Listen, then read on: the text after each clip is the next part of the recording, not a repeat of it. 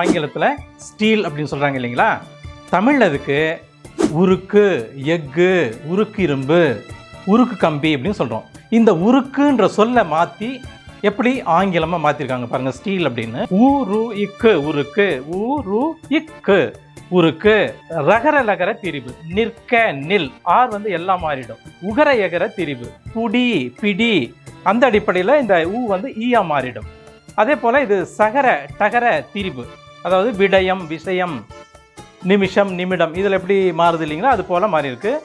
அதே போல் இந்த ககர சகர திரிபு, கொட்டகை குடிசை, இந்த அடிப்படையில் இந்த சி வந்து எஸ்ஸா மாறி இருக்கு.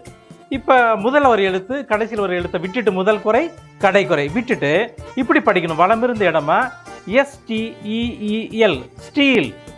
உருக்குன்ற தமிழ் சொல்ல மாற்றி தான் ஆங்கிலத்தில் ஸ்டீல் அப்படின்னு மாற்றிருக்காங்க. உங்களுக்கு தெளிவாக விளங்கியிருக்கும் நம்புகிறேன். நன்றி.